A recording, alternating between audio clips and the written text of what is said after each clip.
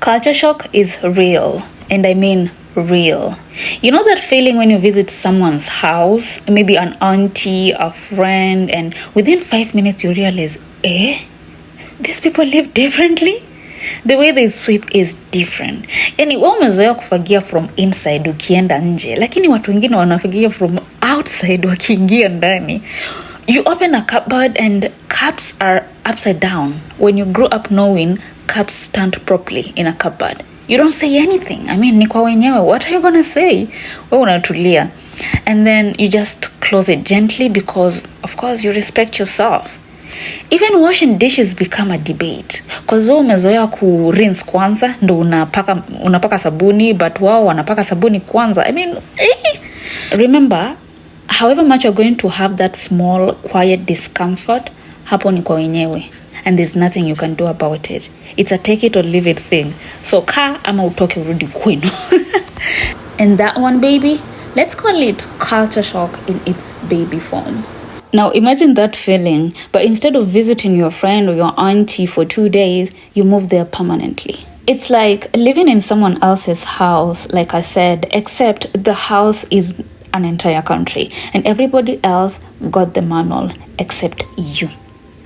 You don't know the rules, but everyone else is moving confidently. And when it first happens, you don't even call it culture shock. You just keep saying, okay, interesting. Meanwhile, your brain is buffering like slow Wi-Fi. I was thinking about this while making my Morinda and I felt, why not share? So today I'm preparing Morinda and ugali for lunch because food is one of those things that never needed explanation where I come from. You just cook, you eat, life goes on. But once you live outside, suddenly you're defending your vegetables like you are in court. This statement got me remember one funny instant while we were still living in UK. There was this time we went to the market and bought buns. You know, the buns Zanek. When you boil those buns, zinakuanga na very nice soup, right? So we are in the house boiling our buns and a housemate walks in and anatuliza if we have pets. And at that time, it click kwa our mind that this guy is asking us about pets because of what we are preparing, and we tell him, okay, at home, yeah, we do have pets at home. Sasa yeye, he's thinking about kwani mnapika hapa and then mpeleke nini chakula home to mean Africa, Kenya. Tunapika mifupa UK tupeleke Kenya, kijana. Hii mifupa ni yetu, tunataka kukula, tuko na njaa. And then he goes ahead and tells us it's okay. I give that to my dogs. Now, adjusting quietly, learning new rules, pretending you understand things faster than you actually do. And that right there, that constantly adjusting, that's culture shock. Wait, you know what's wild? I've lived in Kenya, right? I mean, all my life, I'm a Kenyan babe. Then some years back, we moved to the UK, the United Kingdom, England. And now I am in the United States. And I've never actually sat down and talked about the real culture shock. It's been ages. And hey, I'm not talking about the glamorous living abroad version that most of us know. I mean the small, random, slightly embarrassing moments that catch you off guard and make you think, wait a minute, is this even normal? Ngoja kwanza, even before we move to the real things. Unaona hiyo kizungu na ngaria nayo watu nyumbani. Enda nayo UK ndio utajuju kizungu. I am telling you, the very first day at the airport, of course, inaitwanga aje border security or whatever it is. He is asking for my documents. I don't know whatever he was telling me. Siwezi kumbuka. It's kind of like a language barrier cause hanielewi simuelewi. Nilishangaa ni kizungu gani? Ini kizungu gani unasema? So what I did, nilichukua tu my carry on nikamwekea hapo. Aangalie vitu zenye anataka hapo. Cause now watuelewani. Tutashinda hapa tukiongea hivi mpaka lini. And now when someone kuna kale ka intimidation, I don't know if that is the right word to use at that point, cause the more anaendelea kuongea, the more sasa nakufanya unakaa kustama, cause you know very well yeye ni English speaker and you are not. Kale ka kizungu kadogo kenye ulikuwa unajua kanaenda kanapotea, unabaki hapo kwa zile yes No. I was like, wale watu nilikuwa nikingaria wakijua vile nangangana. And it's not even about you not knowing English. It's just they are different. I mean, the accents and everything. You are Kenyan, remember, right? And that one alone, ilinikaribisha, and I was even telling myself, well, you've got this. Kunaenda kukua kugumu, but you've got this. Uski sasa, during winter ni hiyo time around Christmas hivi. Hata saizi it's still winter. The sky is normally gray. Kitu kayo, mimi macho yangu inaonanga gray. So if someone else anaonanga kitu ingine, mimi yangu inaonanga gray. It's just consistently gray. You wake up gray, afternoon gray. By 4 p.m. it's dark, like 10 p.m. I don't know if you're getting the point. Yani unatoka nje at 4 p.m. and you're like, what the heck? Because it's very dark, like totally dark. You might even think it's 10 p.m. Right? I'm telling you, the 4 p.m. darkness is disrespectful. In Kenya, 4 p.m. is when life is starting. People are outside, kids are playing, someone is frying something somewhere. But there, you leave work and it's pitch black. And everyone is acting like this is completely fine. That's when you understand weather is not just weather. It affects your mood. It affects your energy. You start missing the Kenyan sun like it's a family member you took for granted. Wait, I wasn't going to forget this. Everyone there is smiling. Not like smiling. When you look at someone, they smile. They smile back. It's like, hi. A smile is like a hi. I wish you saw me smiling. It's not like the smile you people smile mkitoa meno nje. They just smile. Unapeleka tu mashavu huku. And back. Mtu akikusmile ukiangalia tena mashavu ilisharudi. The person is already frowning. You're like, that smile was that for me? Ilikuwa yangu. And when you are just coming in for the very first time, mtu akikusmile, like in Kenya, mtu akikusmile, you will be like waving. Ni kama sasa you're indebted, unafaa kumwevia, umuulize anaendelea, umuulize kama anakujua. When someone is smiling at you, like, have we met somewhere? So that is the thing. You struggle with that thing at first, and then you just get used to it. A smile is just like, hi. So you just smile back and pass. Acha kutaka kusalimia watoto wenyewe. Unataka kuwaroga. And then people will darling and honey you everywhere. Woo! You'll be falling in love in the streets just because someone has called you honey. People will honey you. Oh, my love, thank you. Musiniite za majina tafadhali. There's this other thing. If you know you're the type of person that likes putting your nose in other people's businesses, hauta survive because everyone is minding their own business and nobody cares about kama utapumua, kama hautapumua, kama utaamka ama hautaamka. Your neighbors don't even care about you. Your housemates don't even care about you. Ukitaka uamke, ukitaka ufaint, ukitaka uamke after umefaint, ukitaka usiamke. Nobody cares about your life. Toka na viatu zako chafu nje, ndo utembee nazo, rudi nazo. Hakuna mtu hata utaisikia mtu akisema unavanga viatu chafu. Because that is what they do anyway. They have a disease. Kuosha tu viatu ni ngumu. And I was like, I knew I belonged here. Nilijua tu kwanza kitambo I belonged here. Closely related to this is the silence. And that one shocked me properly. So you enter public transport and it's quiet. Not peaceful quiet, just silent. Nobody's talking loudly. Nobody's arguing. Nobody's playing loud music from their phones. In Kenya, if a vehicle is that quiet, you start suspecting something is wrong. But in the UK, that's just normal life. Everyone minds their businesses professionally. Even greeting people is efficient. Polite, yes, very polite, but reserved. Yani, you can know someone for months, but you still feel like you are in the introduction phase. Back at home, after 2 conversations, someone already knows your cousin and your plans for December and blah, blah, blah. Which I honestly love. I mean, the warmth, the social life and thing is not in the UK. Can we talk about the apology culture? Someone bumps into you and they say sorry immediately. What? Even if you're the one standing still, sorry is free there, unlimited supply. In Kenya, bwana, we will first assess the situation properly before distributing apologies.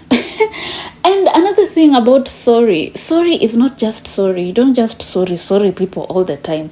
At times, we're used to say when something happens to someone, you're like, oh, sorry, maybe drop kitu alikuwa amehold kwa mkono, and you're like, sorry. Watasema, oh no, it's not your fault. You're like, I didn't mean it's my fault. I'm just trying to be, something like you are empathetic. Am I even making sense? Umejeka tu in their shoes, so unawambia sorry, but they'll be like, oh, okay, according to them, you say sorry when you feel it's your fault. So hiyo nayo ilikuwa inaniweka nje all the time, because now sasa umejigonga, mimi nitakaje, nitakwambia aje, nitasimama hapo nifanye nini?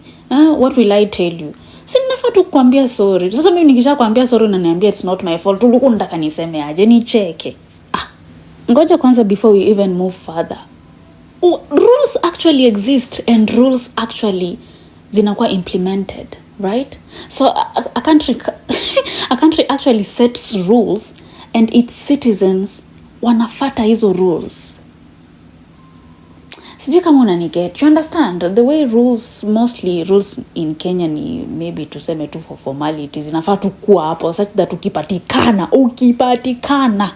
tu ile proper. Ukikuwa kwa koti wanaanza kuambia according to section blah blah blah blah blah. In UK rules ni rules bwana. If you want to survive there, jua rules. You won't be in bad books. Lakini ukifanya tu shauri yako. Rules actually exist na rules zinakuwa obeyed. Okay? So let's talk about queuing. British people respect queues bwana. Like it's a constitutional right. Nobody jumps, nobody squeezes. The line is sacred. In Kenya, the line is flexible. It depends on the agency and your confidence, right? Kama mimi kupanga line inanilemeanga, mimi naenda unakata line. Right from high school, mimi nipange hiyo line ya chakula yote. Heriata ni pretend I'm limping, because no, that can never be me. And nikapeleka hiyo ujuaji huko. When I went there nilienda, it's not a restaurant, na kakitu tu wanauza food. So I'm there, mimi nimepita tu direct. Kulikuwa na watu hapo, but in my head I was like maybe washa order or something. I don't even know what I was thinking about. So mimi nimepita tu directly paka kwa counter, and then this person doesn't even listen to what I'm about to say. Ananiambia tu nipange line. Kuangalia nyuma nikaona, kumbe kuna line. Why was it invisible when I came? I was embarrassed for real. Walijua tu huyo ni mgeni, because who does that? Where? And from that day nilianza kupanga line, because mimi sitaki kukaa mshamba. Then moving to the United States came with a whole different set of surprises. America is confident, loud, big. Everything is big. Even the cars look like they've been prepared for an apocalypse. Yani unapaka karibu na gari and it makes you feel you came with that toy. Watu wako na machine bwana. Hey! And then the same person atakwambia it's just a quick drive. Quick where? Quick drive gani wewe 1 hour wewe? Do you know what 1 hour in UK, it's like you've changed cities and even started saying goodbye in advance. In the US you'll drive for over an hour and you'll still be in the same city. Customer service. It will humble you. You walk into a store, right? And someone greets you with full energy. Hi, how are you? Immediately. You haven't even adjusted your face yet. In the UK, greetings are calm. Lakini hapa, it's the enthusiasm at level 10. At first, you're confused. Are we friends? Why are we this excited? Then you realize, that's just normal. But still on the customer service thing, I would honestly prefer UK. Huku watu wako na moods zingine.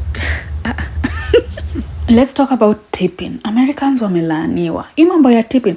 Nobody explains tipping properly. Most of them look at tipping as something you are supposed to do. Like someone delivers your food and expect to kuna mtip. Of course, not everyone. I thought tipping is supposed to be out of my goodwill. Nikiona umenifanyia kazi mzuri, or if I just feel like, well, I should tip this person. But here it's different. They see tipping as a very different thing. And also when they decide to tip you, yani unaweza deliver food ya $20 and someone even tips you $50. You're like, okay. I've always had two big problems when it comes to buying stuff. One, inakwanga your transaction cost. transaction cost uniuma. I would rather buy something expensively na isikuwe na transaction cost. And the same applies to shipping.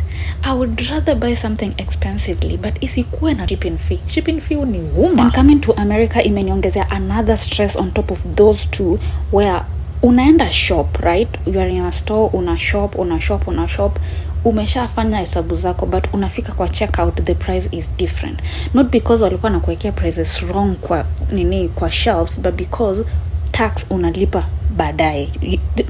I don't know, is it called pre-tax na post-tax, ama sijui kama ni the correct terms, but tax inakuja hiyo time unalipa, haiko kwa items. In Kenya the price is the price, simple. Even in UK price ni price. Well, let's talk about healthcare. Healthcare here is on another level. In the UK, you could walk into a hospital without thinking about immediate payment. Here, before you even decide to go, you check your insurance situation. In network, out of network, deductible, copay. You start hoping your immune system understands your financial situation. We also have minute things like change of vocabulary and pronunciation. I mean, water. But beyond the funny things, the biggest shock is how you change without realizing it. You adapt quietly. You become more independent. You mind your business more. You schedule friendships. You plan visits. Life becomes structured, and sometimes you miss the randomness of Kenya, the noise, the unplanned visits. And by the way, this video I recorded it months ago, and nimeangalia in my gallery and I'm like, what is this video doing in my gallery? When unanijazia simu? I'm usually very lazy at uploading videos immediately I take them, or maybe around that time. I don't know why. It's just a disease that I'm working on. Wait a minute. Did I even thank you for stopping by?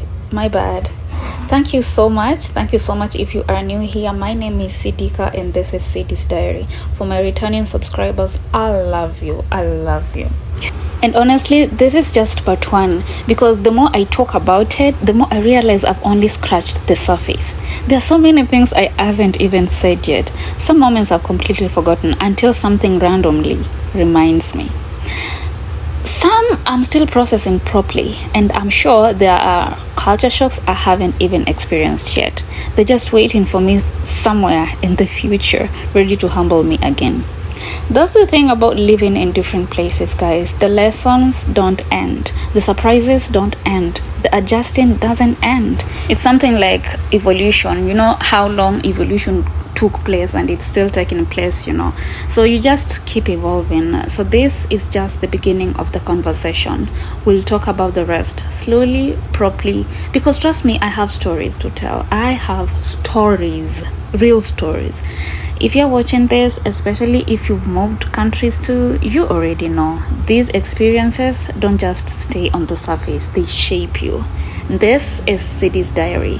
We don't just watch, we come along.